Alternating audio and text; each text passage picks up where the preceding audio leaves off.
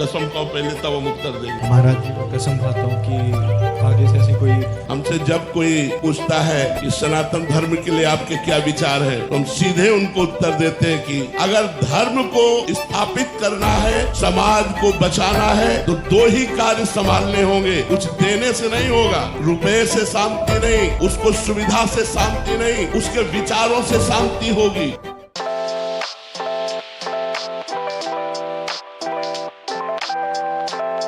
प्रथम गुप्ता जी, राधे राधे महाराज जी। महाराज जी, ये प्रश्न अधिकतर आजकल के जो कॉलेज के स्टूडेंट हैं उनका है। महाराज जी, जैसे आप लिख रहे हैं कि गुरुजी मैं हार गया हूँ, 3 साल पहले एक कुछ कॉलेज का नाम लिखा है। महाराज जी, वहाँ गया और वहाँ जाते ही गांजा, सिगरेट, दारू, हुक्का सब शुरू हो गया।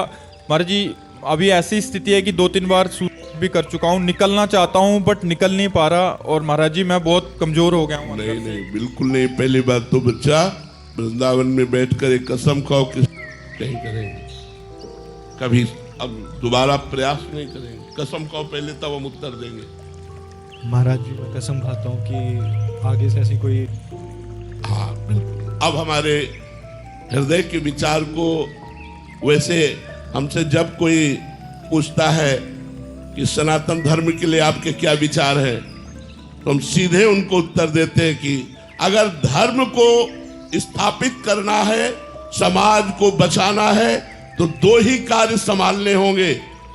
कुछ देने से नहीं होगा, रुपए से शांति नहीं, उसको सुविधा से शांति नहीं, उसके विचारों से शांति होगी। उसके विचार शुद्ध करने के लिए व्यसन और व्यभिचार दो से मुक्त करा दो। हमारी समाज को दो से मुक्त करा दो। व्यसन और व्यभिचार से हमारी समाज आनंदित हो जाएगी। आज छोटे छोटे बच्चों में, आप स्कूल में जहाँ जिस कॉलेज में हैं, आपने तो ये व्यसन की केवल बात की।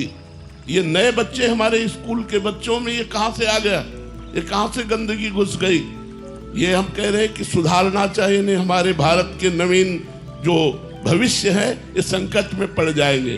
और व्यभिचार, आप देखो ना बच्चों की हालत क्या करना चाहते, हस्त मैथुन, गर्लफ्रेंड, बॉयफ्रेंड, ये सब दुनिया की जो गंदगी चली है, ये हमारे सनातन धर्म की नहीं है, ये हमारे भारत देश की नहीं है। ये वाह है लोगों का अनुकरण करके ये गर्लफ्रेंड, बॉयफ्रेंड। हम कह रहे दोस्ती करो, लेकिन व्यभिचार क्यों करो, गंदी आदतें क्यों बढ़ाओ।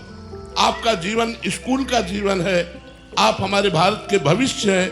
आप में से कोई एमएलए बनेगा, आप में से कोई फौजी बनेगा, आप में से कोई न्यायाधीश बनेगा, आप में से कोई वकालत करने वाला बनेगा। अगर आप स्वयं भ्रष्ट हैं तो आप हमारे देश की क्या रक्षा करेंगे, आप हमारे समाज की क्या सुधारक वृत्ति रखेंगे। जब आप स्वयं व्यसन करते हैं, वे विचार करते हैं, भ्रष्ट आचरण वाले हैं, तो आप समाज का शोषण करेंगे, पोषण नहीं करेंगे। तो हमारे भारत का भविष्य संकट में है, क्योंकि हमारे बच्चे स्कूल में जाकर के सुधरने चाहिए, और वहां जाकर के उस खुद ये बच्चा प्रमाण है। ये तो इसने व्यसन की कितने से बच्चे आते हैं जो व्यभिचार की बात करते हैं। तो व्यभिचार और व्यसन से हमारे बच्चे दूर रहे तो हमारे भारत का भविष्य मंगलमय होगा। इसके लिए माता पिता को भी प्रयास करना चाहिए, टीचरों को भी प्रयास करना चाहिए, और धर्म उपदेशकों को भी प्रयास करना चाहिए कि हम तो जा नहीं पाते, हमारा शरीर स्वस्थ है, नहीं स्कूल में जाकर के 5 मिनट समय मांग करके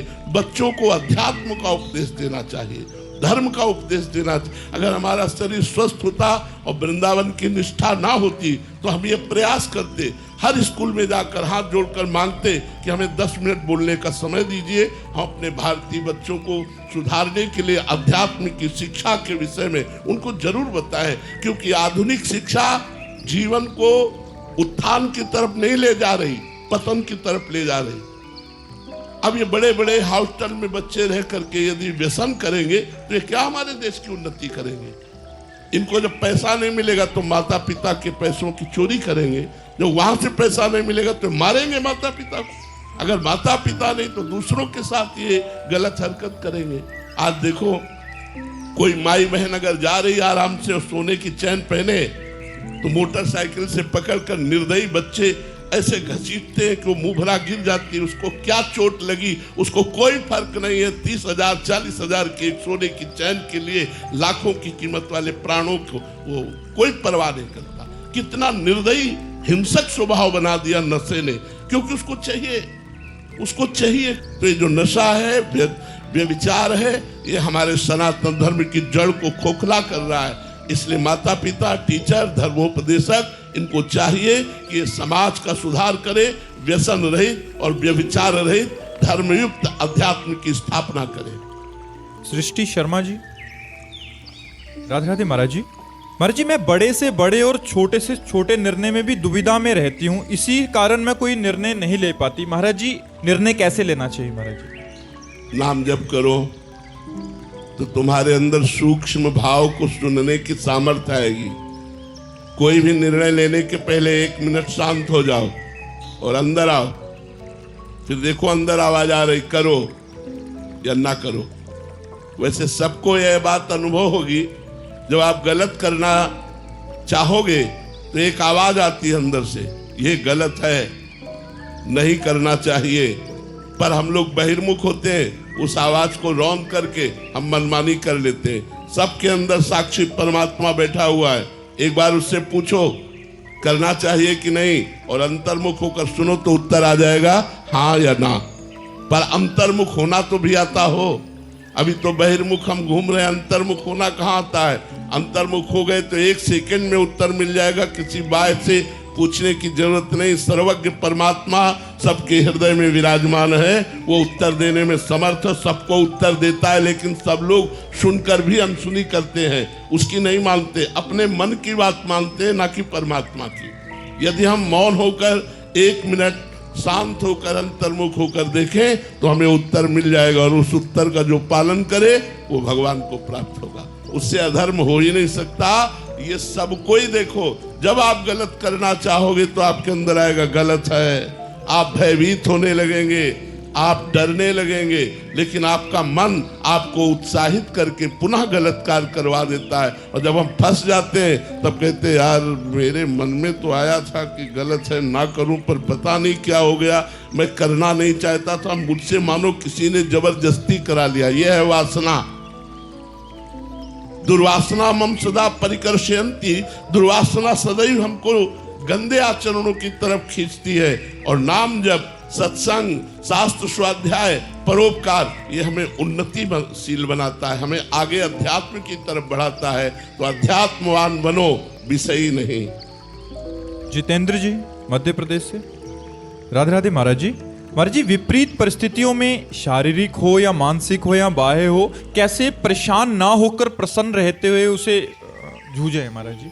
जब हमें भगवान का आश्रय होता है और भगवान का नाम जब हम बहुत अधिक मात्रा में करते हैं तो हमारे अंदर ये सामर्थ्य आ जाती है कि हम मृत्यु जैसे कष्ट को भी हंसते हुए स्वीकार कर लेते हैं। हर समय अपने कर्तव्य का पालन करते हुए धर्म पूर्वक चलने की चेष्टा कर रहे हैं। और शरीर पीड़ा, कई तरह की बहुत सी विपरीत परिस्थितियां शरीर में है, लेकिन उनको कुछ ना गिनते हुए हम आगे बढ़ रहे हैं। क्यों? क्योंकि भगवान हमारे साथ है और भगवान का नाम जप हमारे साथ है। भगवान और भगवान का आश्रय ये हमको हर समय बल देता रहता है। हम उसी बल से गर्जना करते हैं, हर समय हम उत्साहित रहते हैं। किसी ने एक बार पूछा कि कैसा उत्साह रहता है, तो उनका कैसे बतावें, ऐसा समझो जैसे नवीन लड़के का किसी सुंदरी स्त्री से ब्याह तय हो गया हो, तो उसको कैसा लगता है? वो हर समय फूला फूला घूमता है, उससे करोड़ गुना फूलन हमारे हृदय में रहती है, क्योंकि प्रिया प्रीतम के चरणारविंद का आश्रय लिए। तो आपका जो प्रश्न है कि हर विपत्तियों से हम कैसे लड़ सकते हैं, नाम जप और भगवद आश्रय, आप खुद देखिएगा। जब शरीर परेशान होता है तब ज्ञान नहीं सूझता है, ध्यान रखना। ना उपदेश सुनना अच्छा लगता है और ना उपदेश देना अच्छा लगता है। और यहाँ उसी स्थिति में उपदेश हो रहा है। प्रतिपल हम तत्पर रहते हैं, जैसे नौजवान आदमी अपने कर्तव्य पर, ऐसे हम कर्तव्य पर तत्पर रहते हैं। तो हमारे उदाहरण से आप अपने आप को बलवान बना सकते हो कि हमारा भी शरीर पांच भौतिक है, हम भी मनुष्य हैं, लेकिन भगवान का आश्रय लिए हैं, राधा नाम जप करते हैं तो दहाड़ते रहते हैं, कोई परेशानी नहीं, बिल्कुल कोई दुख नहीं, कोई चिंता नहीं, कोई शोक नहीं। हर समय हमारे अंदर एक नया जोश रहता है। वो जोश तुम भी भरो। अविनाशी के बच्चा हो, जरा से दुख में बिलला गए, जरा से सुख में फूल के अहंकार से युक्त हो गए, ये नहीं। ऐसे महान बनो कि चाहे जितना सुख आवे अहंकार ना आवे, और चाहे जितना दुख आवे हम कभी शोक से उदास ना हो जाएं, हम रौंदते हुए दुख को चले। क्योंकि भगवान के बच्चा हो, अविनाशी का बच्चा हो करके इन विनाशी बातों पर रो रहे हो, छोटी छोटी बातों पर शोक कर रहे हो, निगेटिव बातें विचार करके डिप्रेशन में जा रहे हो, ये क्या है? अरे तुम भगवान के अंश हो, भगवान सच्चिदानंदमय है, उस आनंद का अंश आनंद ही होता है। ईश्वर अंश जीव अविनाशी, चेतन अमल सहज सुखराशि। अपने स्वरूप को जगाओ, जागो। कहाँ सो रहे हो भोगों में?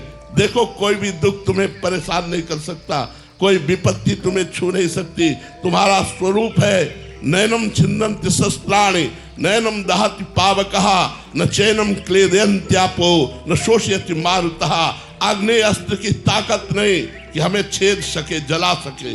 वायु अस्त्र की ताकत नहीं जो हमें उड़ा सके। वरुणास्त्र की ताकत नहीं कि मुझे गीला कर सके, जल में डुबो सके। मैं अविनाशी हूं, शरीर विनाशी है, ये मरेगा, मैं अमर हूं। विचार करो, तुम अविनाशी हो करके विनाशी शरीर के थोड़े थोड़े सुखों और दुखों में भूले पड़े हो। जागो, अपने स्वरूप को जगाओ और आनंद में डूब जाओ। चिंता शोक भय से मुक्त हो जाओ। Okay, let's go.